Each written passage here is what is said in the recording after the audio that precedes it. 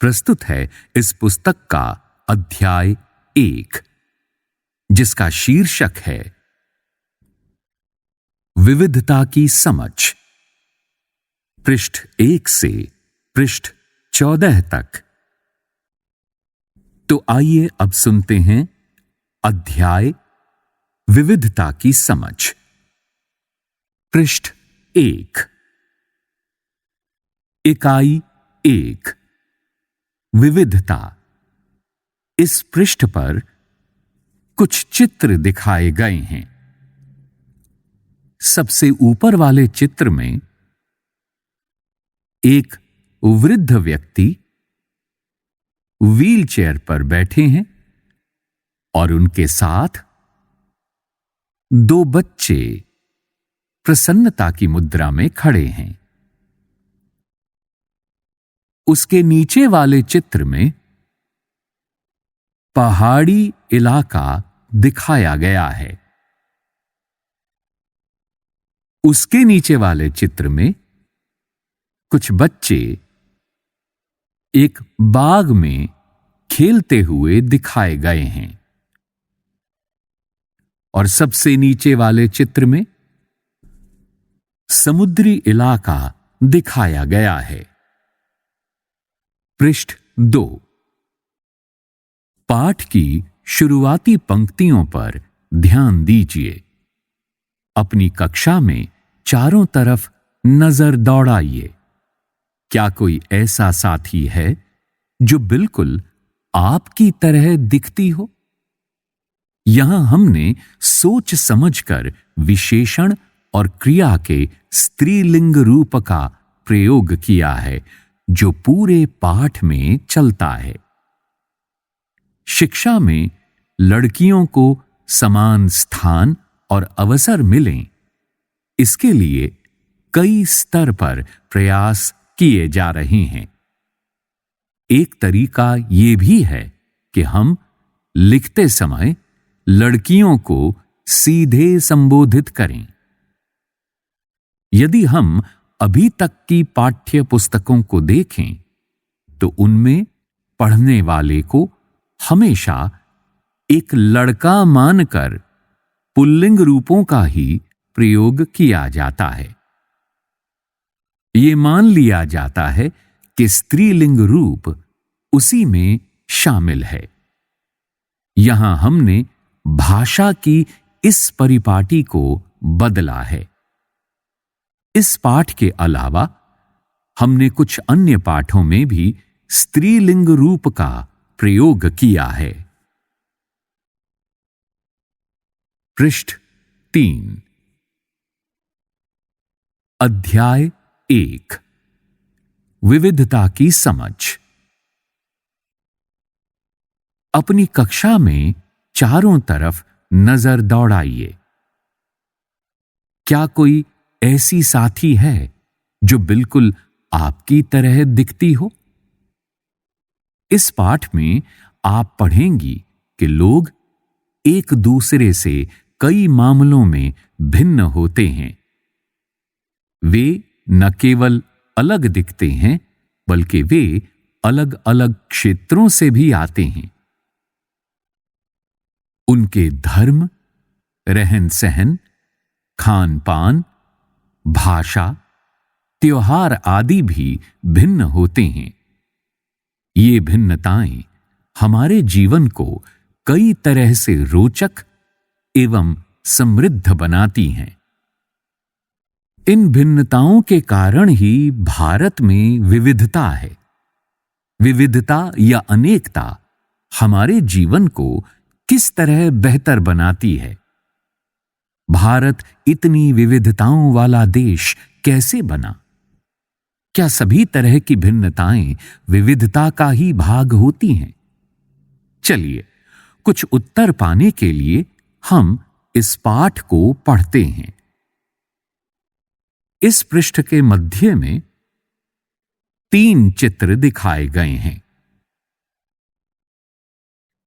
ये तीनों चित्र बच्चों द्वारा बनाए गए हैं और इन तीनों चित्रों के माध्यम से अलग अलग परिवेशों से आई बच्चियों के अलग अलग रूप, रंग, उनके अलग अलग पहनावे को प्रदर्शित किया गया है। आपकी उम्र के 3 बच्चों ने इन चित्रों को बनाया है। खाली बक्से में आप अपना चित्र बनाइए। क्या आपका चित्र अन्य 3 चित्रों जैसा ही है?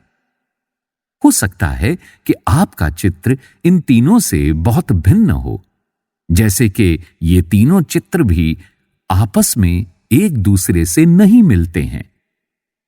ऐसा इसलिए कि हम सबका चित्रकारी करने का अपना अपना एक तरीका होता है। जिस तरह हमारी चित्रकारी में भिन्नता है, उसी तरह हमारे रूप, रंग, खान पान आदि में भी भिन्नता है। पृष्ठ 4। इस पृष्ठ पर आपसे कुछ जानकारी मांगी गई है। अपने बारे में जानकारी दीजिए। बाहर जाते समय मैं रिक्त स्थान पहनना पसंद करती हूं। मैं घर में रिक्त स्थान में बात करती हूं। मेरा पसंदीदा खेल रिक्त स्थान है। मुझे रिक्त स्थान के बारे में किताबें पढ़ना पसंद है।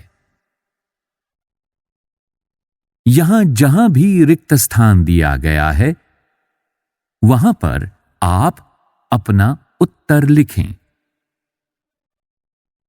अपनी अध्यापिका की सहायता से ये पता कीजिए कि आप में से कितनी साथियों के जवाब एक जैसे हैं।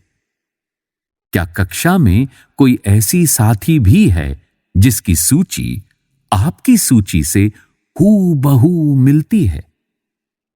शायद नहीं हो।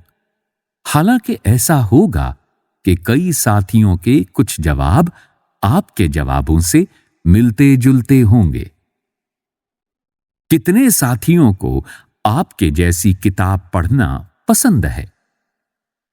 आपकी कक्षा के विद्यार्थी कुल मिलाकर कितनी भाषाएं बोलते हैं?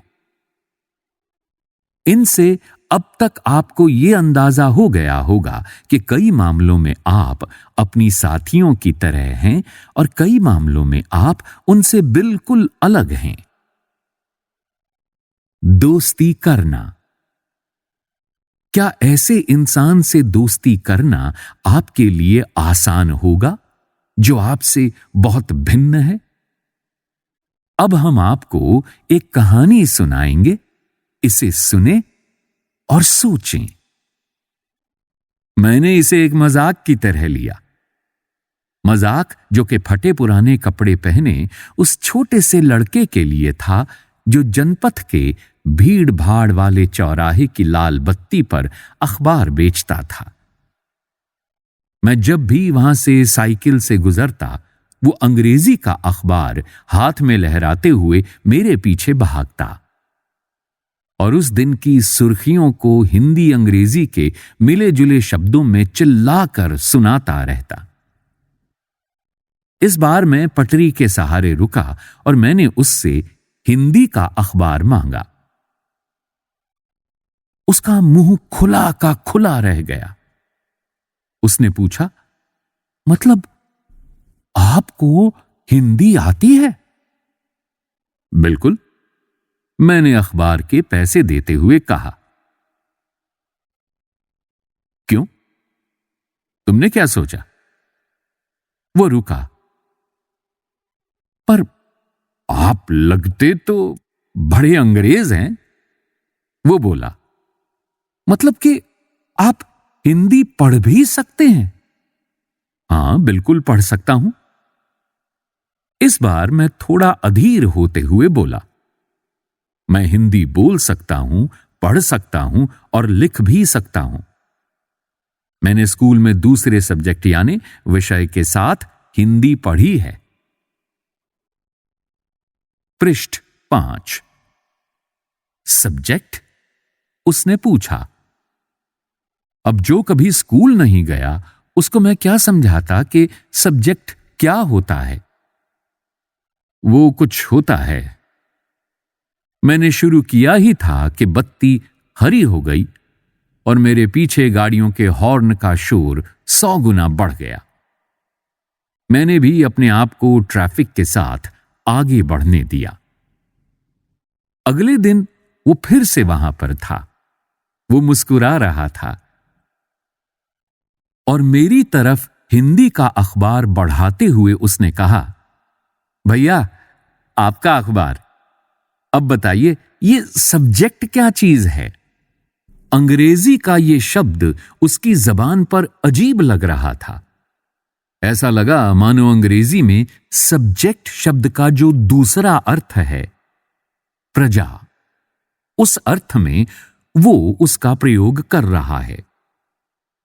ओह, ये कुछ पढ़ाई लिखाई से संबंधित है, मैंने कहा। उसके बाद चूंकि बत्ती लाल हो गई थी, सो मैंने पूछा, तुम कभी स्कूल गए हो? कभी नहीं, उसने जवाब दिया। फिर बात बढ़ाते हुए उसने गर्व से कहा, मैं जब इतना ऊंचा था तभी से मैंने काम करना शुरू कर दिया था। उसने मेरी साइकिल की गद्दी के बराबर अपने आप को नापा। पहले मेरी मां मेरे साथ आती थी, लेकिन अब मैं अकेले ही कर लेता हूं। अभी तुम्हारी मां कहां है? मैंने पूछा। पर तब बत्ती हरी हो गई और मैं चल पड़ा। मैंने उसे अपने पीछे कहीं से चिल्लाते हुए सुना, वो मेरठ में है और उसके साथ। बाकी ट्रैफिक के शोरगुल में डूब गया। मेरा नाम समीर है, उसने अगले दिन कहा और बड़े शर्माते हुए मेरा नाम पूछा। आपका नाम? यह तो बड़े आश्चर्य की बात थी। मेरी साइकिल डगमगाई। मेरा नाम भी समीर है, मैंने बताया। क्या? उसकी आंखें एकदम से चमक उठी। हां, मैंने मुस्कुराते हुए कहा। तुम्हें पता है, समीर का अर्थ है हवा, पवन। और पवन पुत्र कौन है जानते हो ना? हनुमान। तो अब से आप समीर 1 और मैं समीर 2, उसने खूब खुश होते हुए कहा। हाँ ठीक है, मैंने जवाब दिया और अपना हाथ आगे बढ़ाया। हाथ मिलाओ समीर 2। उसका छोटा सा हाथ मेरे हाथ में एक नन्ही चिड़िया की तरह समा गया। मैं साइकिल चलाकर आगे बढ़ चुका था, पर उसके हाथ की गर्माहट अब तक महसूस कर रहा था। अगले दिन उसके चेहरे पर उसकी चिरपरिचित मुस्कान नहीं थी। मेरठ में बड़ी गड़बड़ हो गई है, उसने कहा। वहां दंगों में बहुत लोग मारे गए हैं। मैंने मुख्य अखबार की सुर्खियों की तरफ देखा। बड़े बड़े अक्षरों में लिखा था, सांप्रदायिक दंगे। लेकिन समीर, मैंने शुरू किया ही था। मैं मुस्लिम समीर हूं। वो बोल पड़ा। और मेरे सभी लोग मेरठ में हैं। उसकी आंखें भर आईं जब मैंने उसके कंधे पर हाथ रखा। उसने नजर ऊपर नहीं उठाई। समीर 1 और समीर 2 में कोई 3 अंतर लिखिए। क्या ये अंतर उन्हें दोस्त बनने से रोक पाए? पृष्ठ 6। अगले दिन वो चौराहे पर नहीं था। न उसके अगले दिन वो दिखा और न आगे फिर कभी। अंग्रेजी या हिंदी का कोई अखबार मुझे नहीं बता सकता कि मेरा समीर 2 आखिर कहां गया। पोइली सेन गुप्ता की कहानी द लाइट्स चेंज्ड पर आधारित। जहां समीर 1 को अंग्रेजी ज्यादा अच्छी आती है, वहीं समीर 2 हिंदी बोलता है। हालांकि दोनों की भाषाएं अलग हैं, फिर भी दोनों एक दूसरे से बात कर पाए।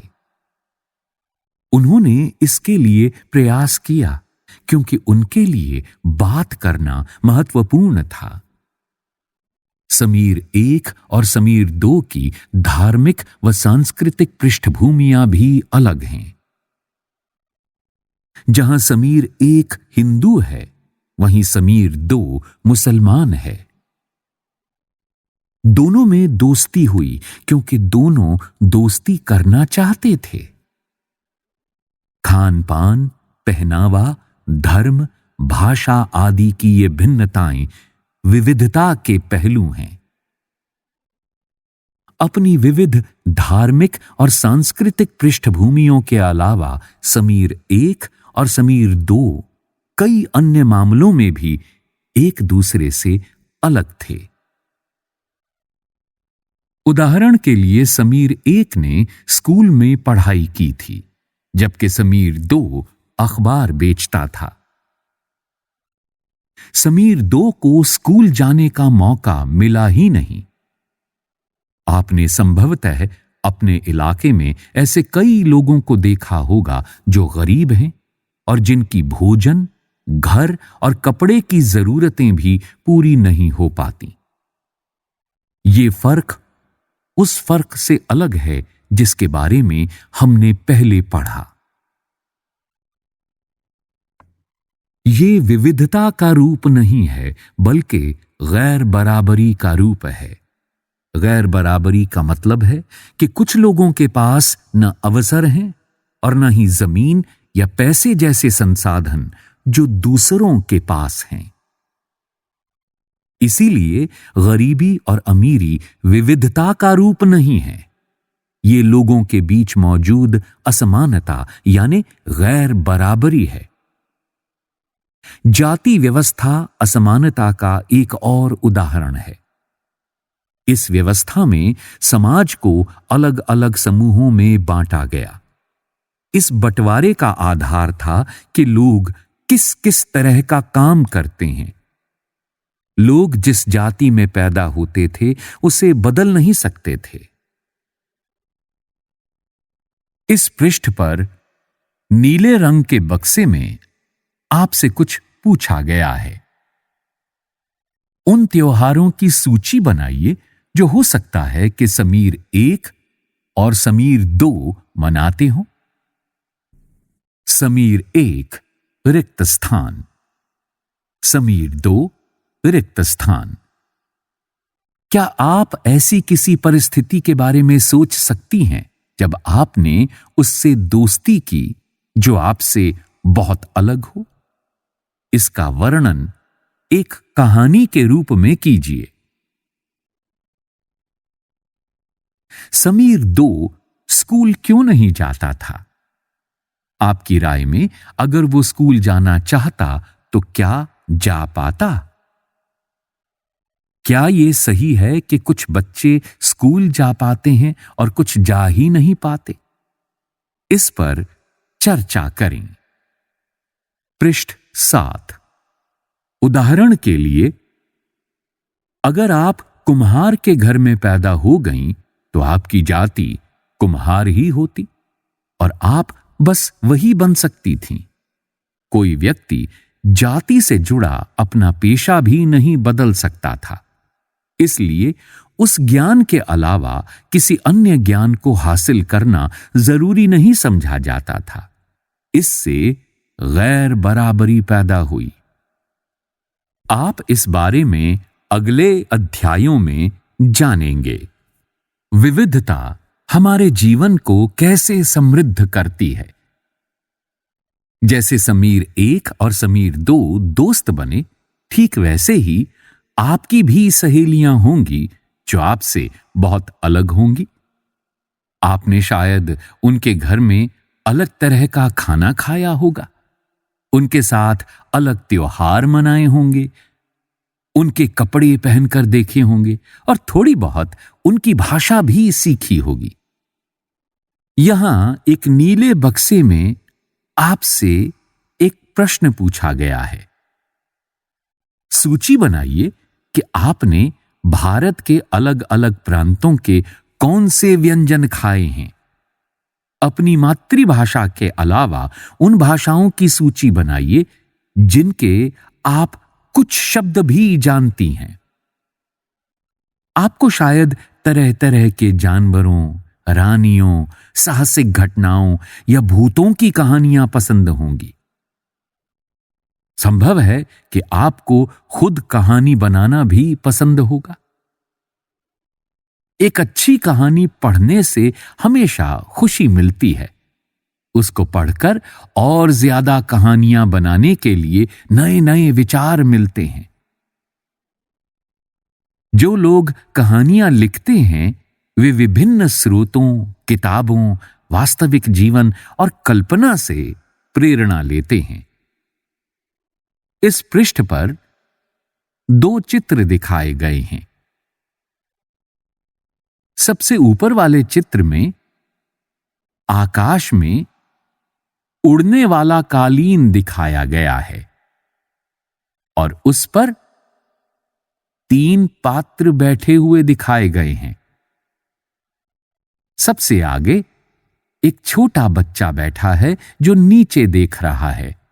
बीच में एक वृद्ध महिला बैठी हैं जो अत्यंत प्रसन्न मुद्रा में अपने हाथ ऊपर किए हैं और उनके पीछे मुस्कुराता हुआ एक बंदर बैठा है। उसके नीचे वाले चित्र में 2 पक्षी अपने घोंसले के पास दिखाए गए हैं। उनके घोंसले में मादा पक्षी द्वारा दिए गए अंडे दिखाए गए हैं। कुछ लोग जंगल में जानवरों के नजदीक रहे और उन्होंने जानवरों की दोस्ती व लड़ाइयों के बारे में कहानियां लिखीं। कुछ अन्य लोगों ने राजा रानियों के वृत्तांत पढ़कर प्यार और सम्मान के किस्से लिखे। कुछ ने अपने बचपन की यादों में गोते लगाए, स्कूल और दोस्तों की मधुर यादों से निकालकर कुछ साहस की कहानियां लिखीं। पृष्ठ 8। कल्पना कीजिए कि जिनकी कहानियां आपने सुनी या पढ़ी हैं, उन सभी कहानीकारों या कहानी सुनाने वालों को ऐसी जगह पर रहना पड़े जहां लोग केवल 2 ही रंग के कपड़े पहनते हों, लाल एवं सफेद। एक तरह का खाना खाते हों, शायद आलू। समान रूप से केवल 2 पशु पक्षी को ही पालते हों, उदाहरण के लिए हिरण और कौआ, और केवल सांप सीढ़ी खेल से अपना मनोरंजन करते हों। ऐसी जगह रहकर वे कैसी कहानियां लिख पाएंगे? इस पृष्ठ पर नीले बक्से में आपसे 2 प्रश्न पूछे गए हैं। मान लीजिए कि आप एक चित्रकार या कहानीकार हैं जो इस जगह पर रहती हैं। ऐसी जगह के जीवन पर एक कहानी लिखिए या चित्र बनाइए। क्या आप सोचती हैं कि आपको ऐसी जगह में रहने में मजा आएगा? उन 5 चीजों की सूची बनाइए जिनकी कमी ऐसी जगह में सबसे ज्यादा खलेगी। भारत में विविधता।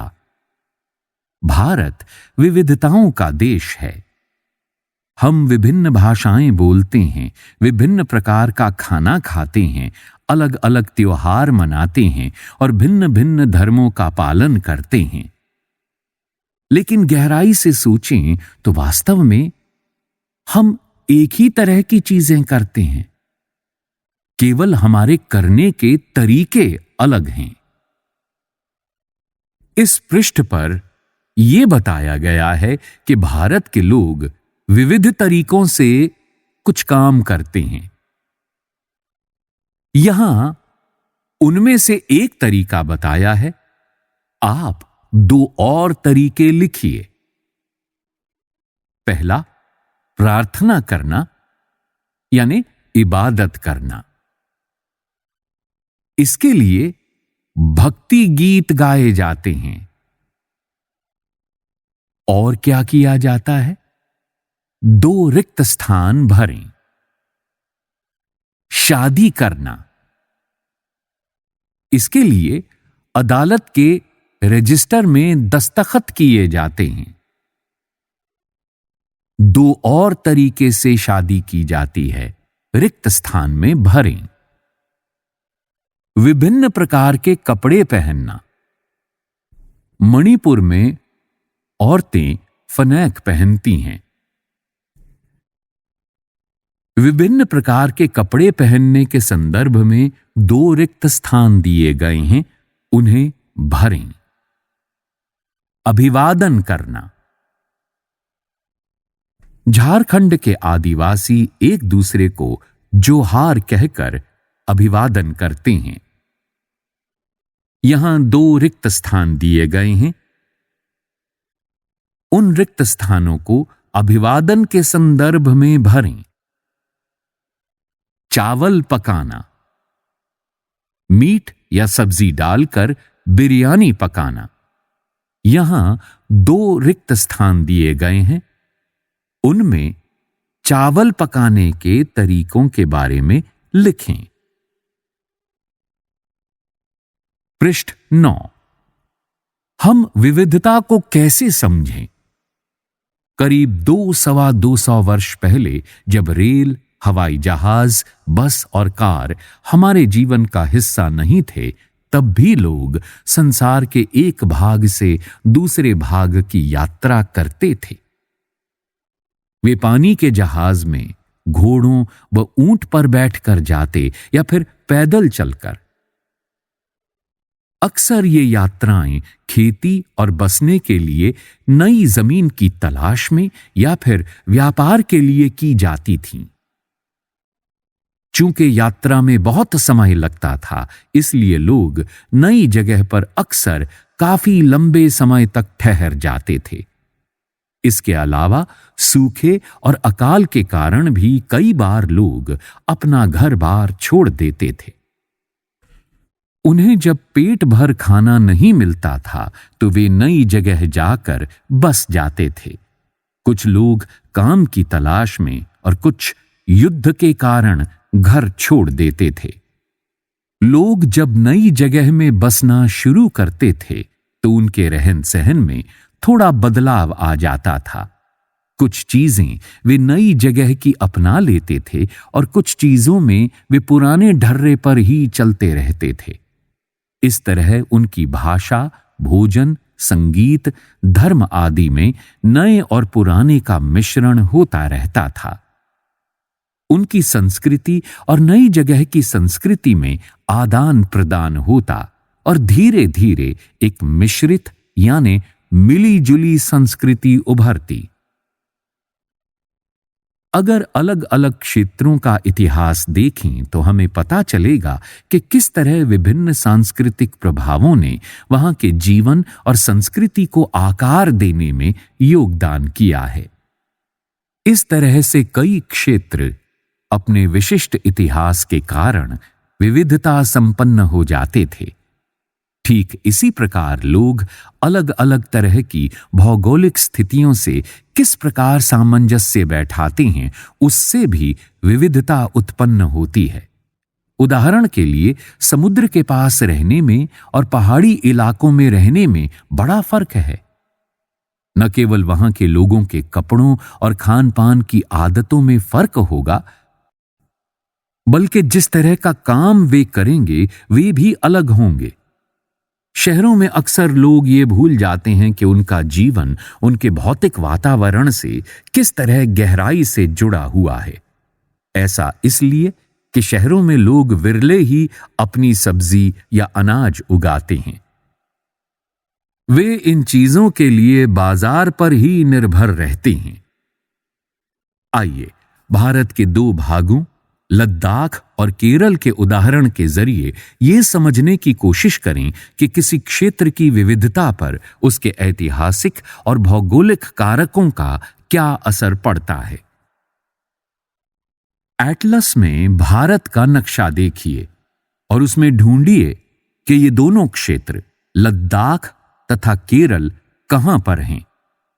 इन दोनों क्षेत्रों की भौगोलिक स्थितियां वहां के भोजन, कपड़े और व्यवसाय अर्थात पेशे को कैसे प्रभावित करती हैं, उनकी सूची बनाइए। पृष्ठ 10। इस पृष्ठ में सबसे ऊपर एक चित्र दिखाया गया है। ये लद्दाख है, ऊंचे पहाड़ों वाला रेगिस्तानी इलाका। लद्दाख जम्मू और कश्मीर के पूर्व में पहाड़ियों में बसा एक रेगिस्तानी इलाका है। यहां पर बहुत ही कम खेती संभव है क्योंकि इस क्षेत्र में बारिश बिल्कुल नहीं होती और ये इलाका हर वर्ष काफी लंबे समय तक बर्फ से ढका रहता है। इस क्षेत्र में बहुत ही कम पेड़ उग पाते हैं। पीने के पानी के लिए लोग गर्मी के महीनों में पिघलने वाली बर्फ पर निर्भर रहते हैं। यहां के लोग एक खास किस्म की बकरी पालते हैं जिससे पश्मीना ऊन मिलती है। ये ऊन कीमती है, इसीलिए पश्मीना शॉल बड़ी महंगी होती है। लद्दाख के लोग बड़ी सावधानी से इस ऊन को इकट्ठा करके कश्मीर के व्यापारियों को बेच देते हैं। मुख्यतः कश्मीर में ही पश्मीना शॉलें बुनी जाती हैं। यहां के लोग दूध से बने पदार्थ जैसे मक्खन, चीज, जो एक खास तरह का छैना होता है, एवं मांस खाते हैं। हर एक परिवार के पास कुछ गाय, बकरी और याक होती हैं। रेगिस्तान होने का यह मतलब नहीं कि व्यापारी यहां आने के लिए आकर्षित नहीं हुए।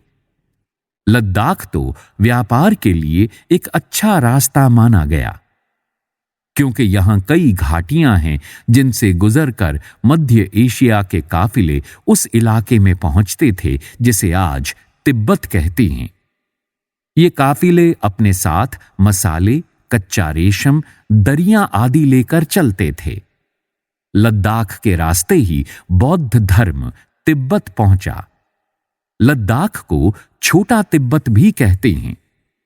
करीब 400 साल पहले यहां पर लोगों का इस्लाम धर्म से परिचय हुआ और अब यहां अच्छी खासी संख्या में मुसलमान रहते हैं।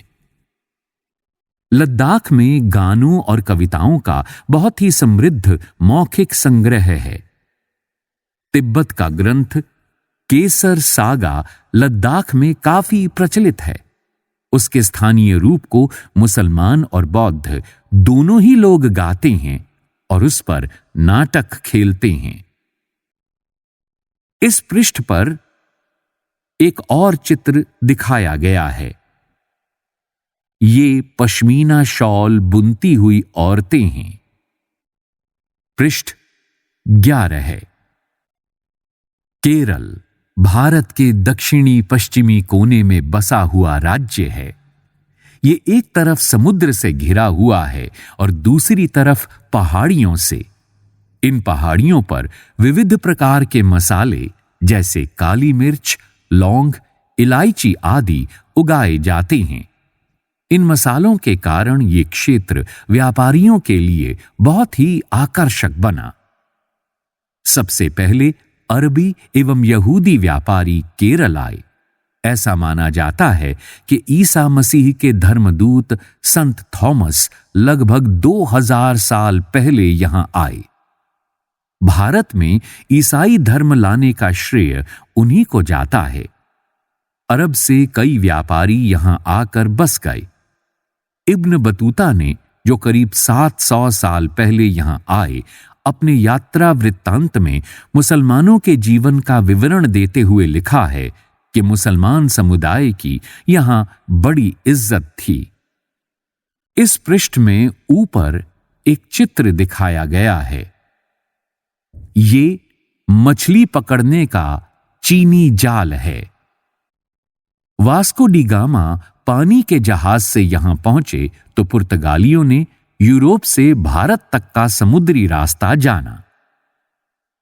इन सभी ऐतिहासिक प्रभावों के कारण केरल के लोग विभिन्न धर्मों का पालन करते हैं, जिनमें यहूदी, इस्लाम, ईसाई, हिंदू एवं बौद्ध धर्म शामिल हैं। चीन के व्यापारी भी केरल आए। यहां पर मछली पकड़ने के लिए जो जाल इस्तेमाल किए जाते हैं वे चीनी जालों से हूबहू मिलते हैं और उन्हें चीना वला कहते हैं। तलने के लिए लोग जो बर्तन इस्तेमाल करते हैं उसे चीना चट्टी कहते हैं।